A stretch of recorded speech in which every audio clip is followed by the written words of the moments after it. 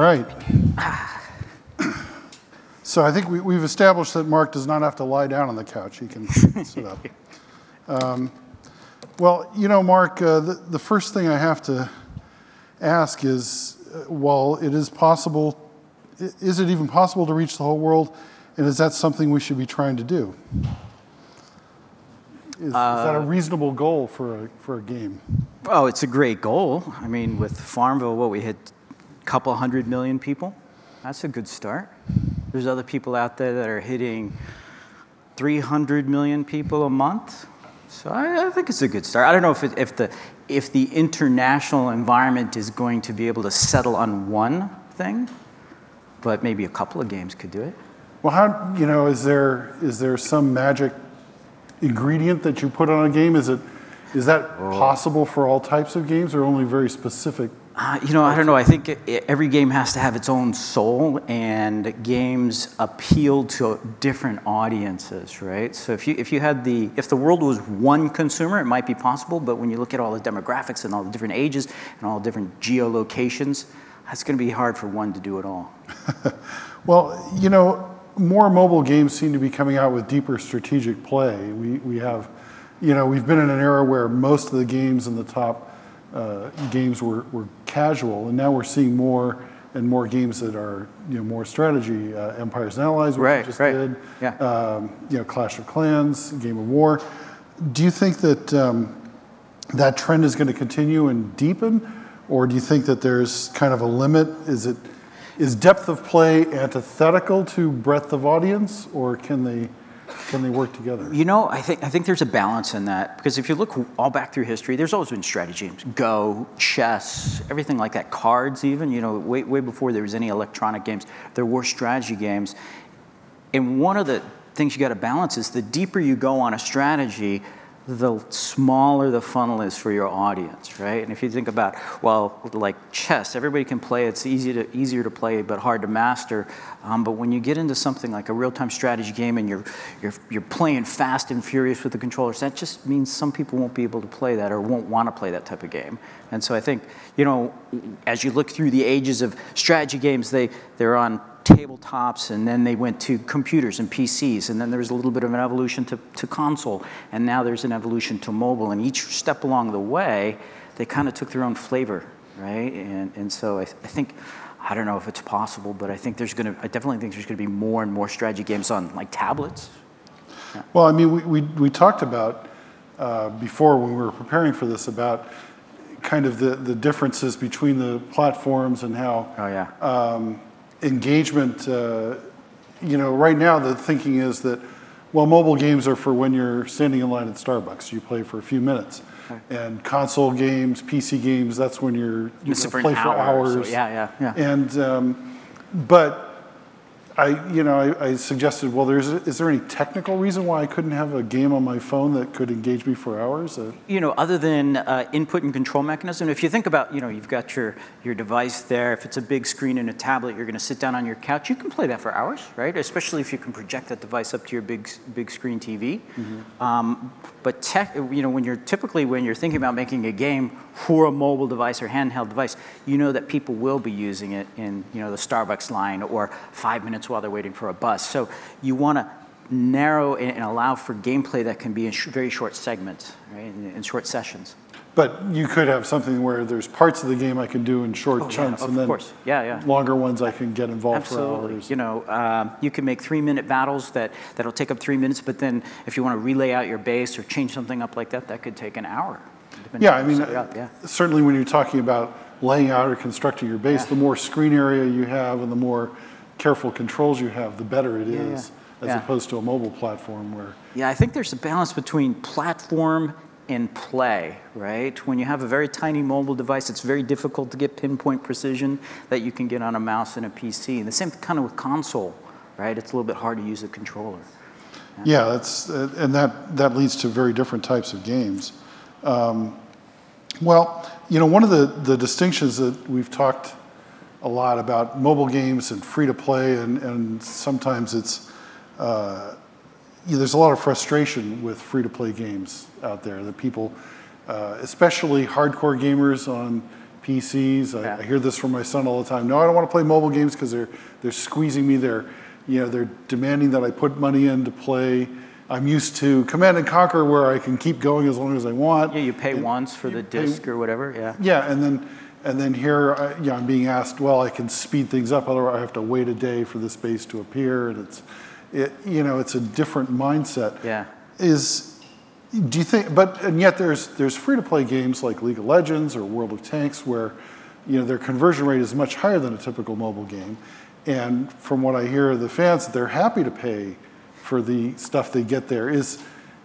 Can we see mobile games where people are similarly happy to pay for things? I think so. I think if a player's ever feeling like they're squeezed or the company is standing there with their hand out for more money all the time, maybe the game design needs to change, right? Because I look at it from the point of view of, I want to give players a great fun experience. And one of the things that detracts from that is if they feel like I'm always just begging them for money. And so the trick from the game design point of view is, how do you change that up? How do you make people say, I love this game, and I'll spend a little bit extra, like League of Legends and things like that, to get a little more fun or get a little variation or to personalize it for myself? Mm-hmm. I think there's a good balance. But in the West, we're still learning a lot of things. Like we heard people on the stage talking about how they've been doing this in Asia since the late 2000s. It's just the learning curve we're going to go through. Well, one of the other things we talked about and that you alluded to just now is it's about game design, but the marketing of the game and how you talk about the game, and then the data science that goes into it and how you adjust the game in response to what people do. Yeah. Those things, I think they really kind of work together, don't they? There's a strong symbiosis between, okay, as a game maker, you make the game and you want people to play it, but you have to use data science and metrics to make sure you understand what people are doing, what they like, what's working from a game design point of view. But then from the marketing side of things, you have to integrate how do you find and bring the right type of players into your game. And what I've seen, right now, I believe player acquisition is just as important as PMing was 5-6 years ago. Mm-hmm. Right now, PMing and having great PMs and great data analysis and analytics in your app and tracking all your metrics, that's just kind of table stakes. The next step is how do you find the right players in the most efficient way? And also keep them around for a long time, course. Too, because one of the problems that a lot of games have is that the beginning game, whether it's World of Warcraft or mobile games where the grind or I'm going up to max level, that's one game, and then the end game is entirely different. Or just this game is really fun in this time period after I've gotten to a certain level, but after this other level, then it's kind of boring. I keep doing the same thing.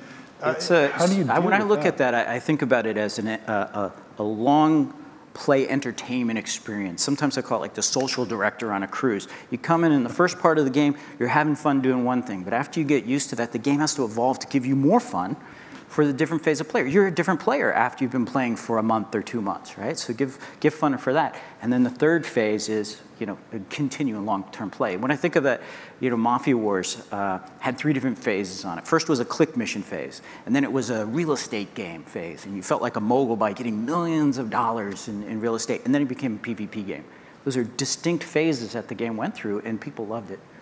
Yeah, but probably some people liked one phase, but maybe not another phase. Yeah, of course. Over time, the audience narrows down. You have the long-term retainers that stay there for a long time. But part of the job of a game maker is to keep introducing the fun that those players like all through the phases. Right? That's another aspect where a lot of games, have regular content introductions, new content, live events, and other things. But at a certain point, that could be problematic to the design.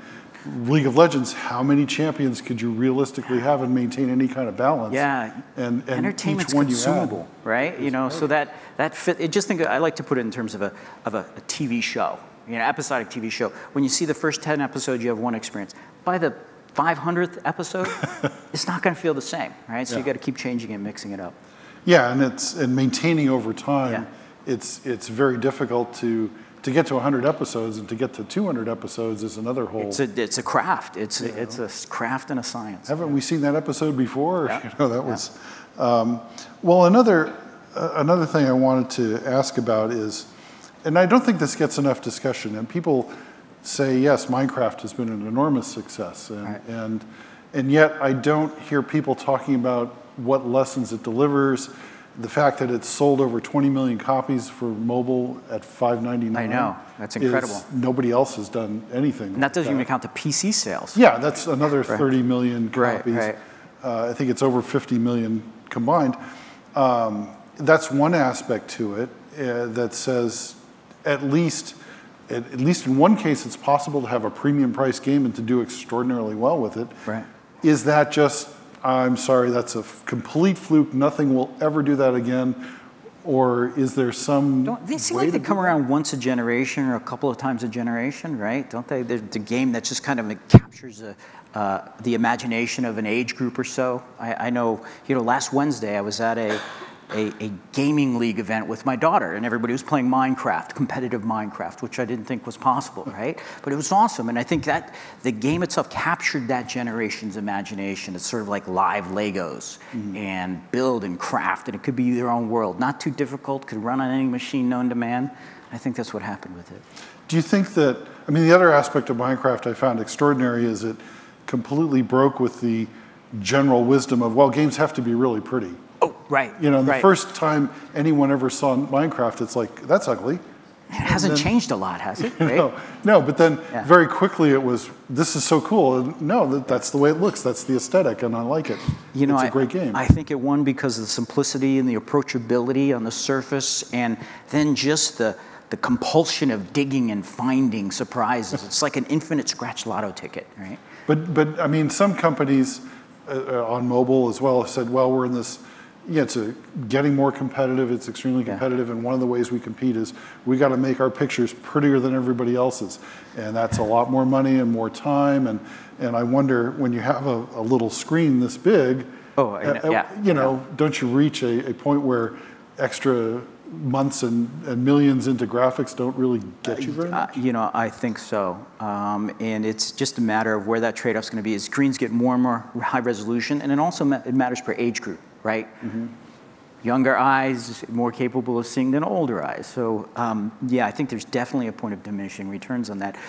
I don't know if the industry's found it yet. I mean, if you can look at the top 10 chart, you find out simpler graphics, happier graphics tend to work better for some games.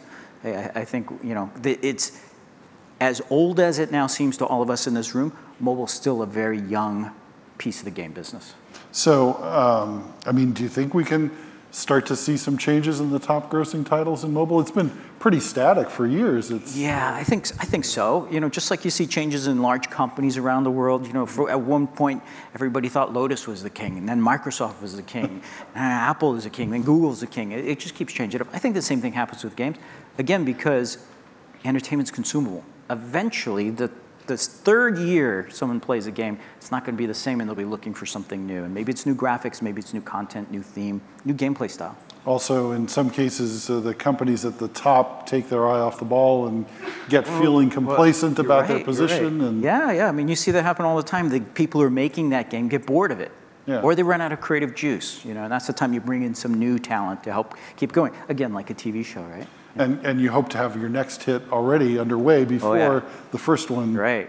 That's the curse, right? You get one giant hit, you got to make another one, right? Yeah. Speaking of which, let's talk about Farmville for a minute. Sure. Having just come out of Zynga, Farmville was an enormous success. $1 billion property, huge numbers of people, hundreds of millions of players. What lessons do you think Farmville should hold for other companies and looking to design games that can achieve a huge level of success? I think Farmville was a lot about timing, and it was a lot about the audience. And so if I had to point to anything from that is know the audience and do your best to take advantage of waves like the growth of Facebook or the transition of what I call the mom network, right? To start transitioning from email into Facebook where they connected with their friends and family, and that really helped it. But on the game side, simplicity, having something compelling and fun to play that doesn't take a long time, and it just has kind of that depth that you talked about a little bit in Minecraft, where it's kind of, it's kind of tricky. You get into it and you start having fun, and pretty soon you're like, wow, this is a lot more fun than I imagined. It's very approachable. Easy to start and hard to leave. Yeah. Once you've built your farm up a little bit, oh, well, if I just planted another Right, you care about it, something that you care and connect with. You know, we called it Invest and Express. It's your little place on the web at the time. Well, you know, and then talking about contrast for you, Empires and Allies, which you did. Right. You know, not very much like Farmville at all. Yeah, kind of opposite. Even the opposite audience, right? It's male. What did you learn from Empires and Allies and how it was received? And were there any surprises after you went live with it, that things you didn't expect? Let's see. We knew we were going after a completely different audience, right? We were going after male audience. Farmville was mostly a female audience, the same as Cityville was mostly female. And I guess surprises is how people were just waiting for a game like that, right? And the amount of engagement that everybody played. And then, you know, not surprising, but expected as more and more social features got layered in there, like leagues and alliance versus alliance. You know, that just raised the engagement even more. And that's really fun to see. As people really want to have a social competition, experience. Yeah, definitely. Either cooperative or competitive, Yep. I guess. Yep.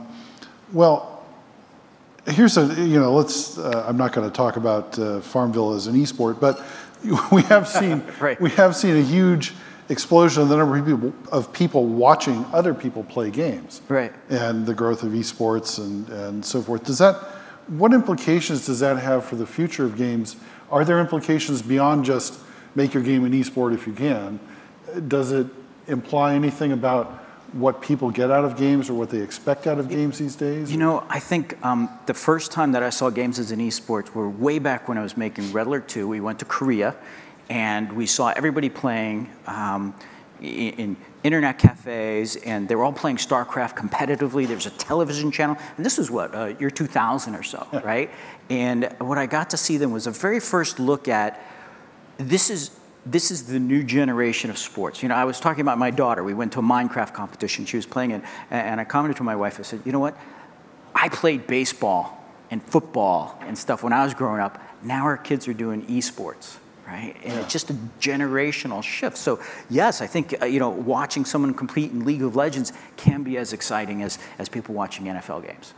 Well, okay, but let me ask one more thing. We've talked a lot, you've heard a lot of people talking about VR and mixed reality and esports and other things. What's the most exciting area in the future of games for you? What gets you excited about games in the next few years? A lot of stuff. So first, I think we're very early on in mobile. And I think when you look at that and the social nature of that, that's exciting. When you look at VR, and I'm thinking AR more than VR. I mean, the analogy of you block yourself away in this VR you know, room inside your head or inside the goggles is cool. But when I think about the social nature of AR, where I can see you and I can see the game experience happening, I think that's really cool as well. And you know, I also think bringing the international monetization, the monetization that happens that companies in Korea and China have known for years, and bringing that to the U.S., I think there's some great lessons. That's stuff I'm in learning mode right now. Go out, check out the world, find out what's cool, and then figure out what to do. Well, you know, in some cases, it does seem like the game markets in China, Korea, Japan, U.S., they're very different, big cultural differences. And there's really not that many games that connect them or cross over. Do you think that will change? Do you think we might see more games that cross those cultural I don't know if the games are going to cross as much, because if you look at console, there's you know, Asian console, Japanese console games, and a lot of them don't work in the US and vice versa, but I think there's lessons that could be transferred back and forth. You know, the idea that there's people who've been doing free-to-play games for 10 or 15 years already, I think there's something to be learned out of that and bring it to the US and vice versa. There's a lot of stuff that we do in the US that's kind of new and unique to our market. Well, one last thing then, you know, we've talked a lot about things that people could think about doing. Yeah. What's the greatest danger that's in front of game companies as they construct new games and try to go into these markets? What should they be looking to avoid or overcome? I think one of the greatest dangers is that sort of speculative dreaming of, if we just make something, then you know, the audience will be there, or we'll make money. Right now, it's very competitive. Right now, the idea of trying to get players to play your game with thousands of games in the App Store, it's a top 10 business, right? So with thousands of games, there's going to be 10 of them that do really well, and 900 that don't for every 1,000 games you have, right? Yeah. So it's tricky, and my take is you got to balance the business and the game. You can't just do one or the other. All right, well, I think that wraps it up for us, and thank you, Mark. Thanks.